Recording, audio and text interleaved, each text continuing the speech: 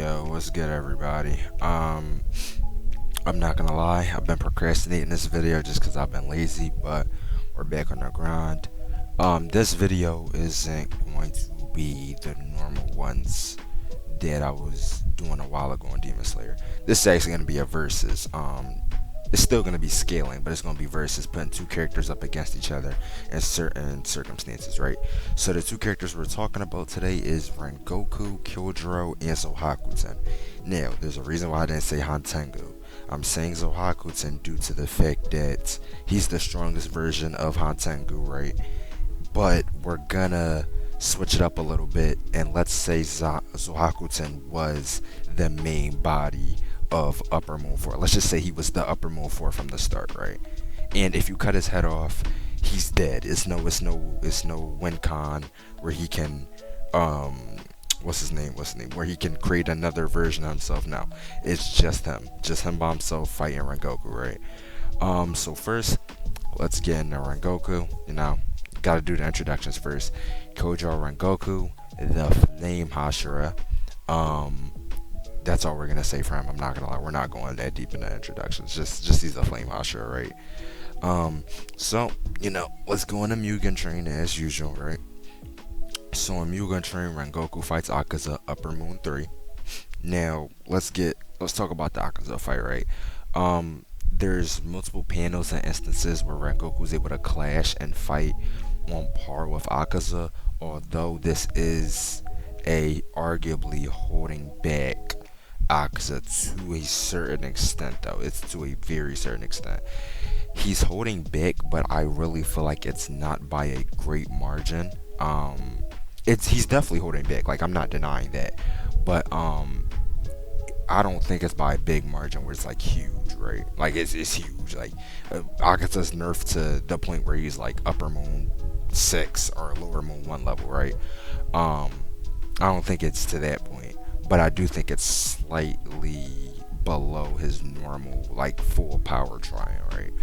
And on top, but although he is also amped, the battle spirit amp, Akaza gets an amp off his opponent's battle spirit, and Rengoku's, stated by Akaza, is supposed to be refined to the highest point, almost perfect. So that means, like, he almost has, the perfect battle spirit, which should give Akaza a pretty good amp. So Akaza's holding back, but he also is amped at the same time. So he's still not full power, but he is amped. So he's still somewhat strong, right? So Rengoku and Akaza, they go pretty relative to each other in these states. This is a base Rengoku, mind you, is able to go relative to this holding back but amped Akaza, until he succumbs to fatigue, right? And he ends up, starts getting outpaced and pressed a little bit more, but he can still find a way to react and go on the defensive against Akaza. So let's go into after he succumbs to fatigue and he pulls out the ninth form, and Akaza, I'm pretty sure, if I'm not mistaken, Akaza states like ninth form is like he's just like so strong in this state and he's very powerful, right? So with the ninth form, it's like Rengoku was able to clear such a distance at such a fast pace, like at a dash. Because Akaza and Rengoku was at such a distance, and Rengoku charged all the way over there within mere moments and was able to cause a lot of damage to Akaza. He wasn't able to cut his head off, but he was able to cause a lot of damage to Akaza, right? Cut his arm off, or cut like half of his arm off and his ear, and in between his chest, right? He was able to cut majority of his body up, but he couldn't go for the head because Akaza had blocked the head. Now this is where it gets interesting. So after Rengoku's body is pierced, he loses the clash, his body is pierced. Akaza then, he assumes the fight is over, game over, GG's, you're a donut now, right? But what's interesting about it is Rengoku swings his sword again, right? And now we're going more into mental amp territory, mentally amp Rengoku After getting flashbacks about his mother, he still tries to cut off Akaza's head and win the fight, right? So he's able to keep cleaving his sword into Akaza's neck while Akaza's trying to pull away, but he can't pull his arm out of Rengoku's body, right? So Akaza's pulling away, and he can't pull away, mind you, and he swings a full. At this point, he's not holding back. At this point, he's not holding back. His like life is in danger. His life is in danger. He's at risk of dying, right? So at this point, he's not holding back. He throws a full power punch at Rengoku. Kyojiro catches that punch and holds him there and grips his fist and holds him there. It takes, at this point, Akaza is desperate and has to rip off his own arms to get away. Right? So, that's the end of the fight.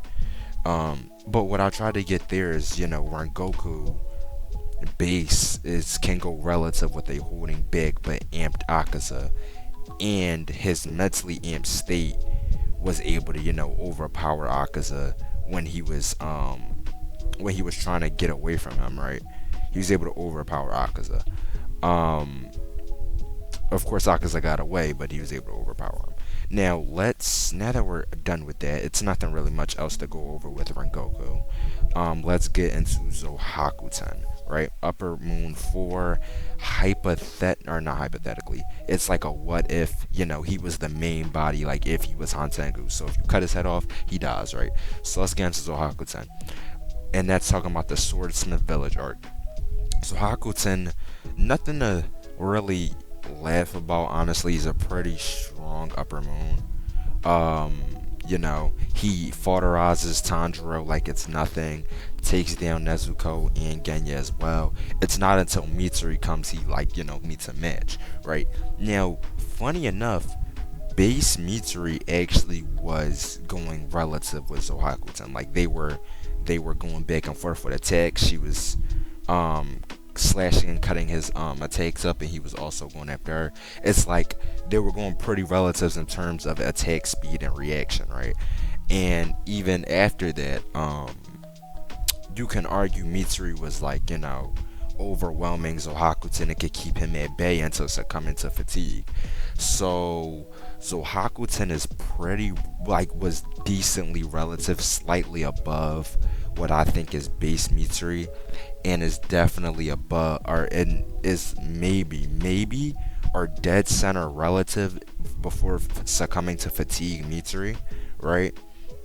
So I mean, let's do it like this, right? Let's do it like this. So we gotta look at the facts. Rengoku fought somebody stronger than Zohakuten, which is Akaza, right?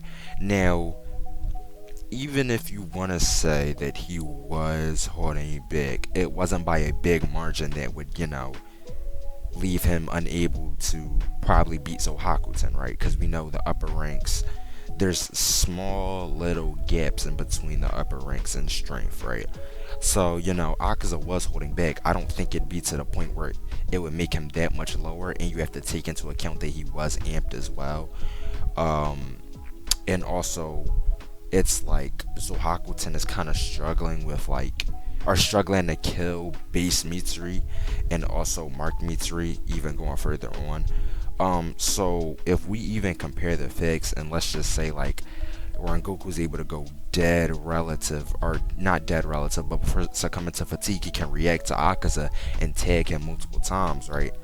That would mean he's relative with Akaza at that time, and you can just assume or infer that Akaza would still be stronger than Zohakuten, even if he's slightly holding back, because he's still amped at the end of the day.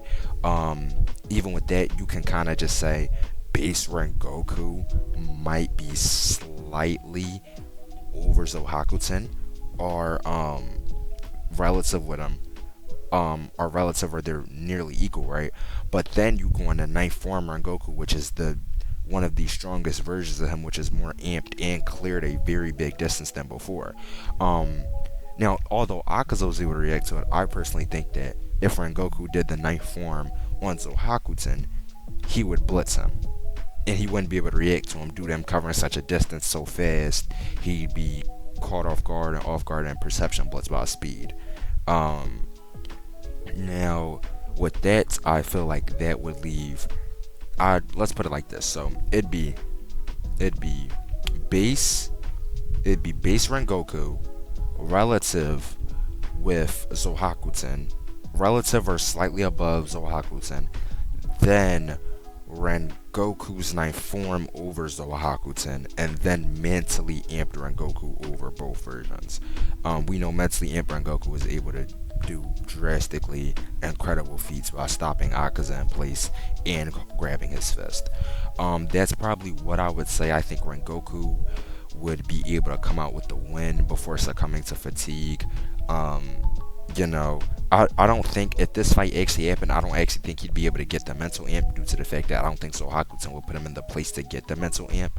Put him in a near-death situation or something around that manner, since that's how the mental amps are, that's how they're achieved. So I think ninth form would be enough to blitz Zohakuten, just blitz him right off the bat.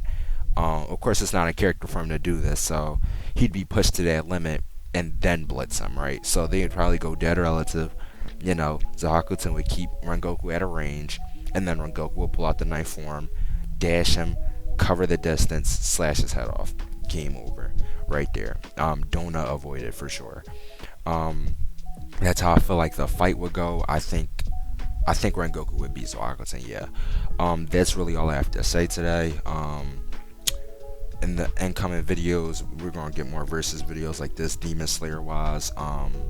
Keep tuning in for the content, man. I'm loving it. I'm really loving it. Loving the support and everything. And I'll talk to you guys later. Sub up, like, leave some comments on how y'all feel about the fight, and or how y'all feel about the fight will go, and how my commentary is personally. I would love some feedback, and I'll talk to you guys later. See you.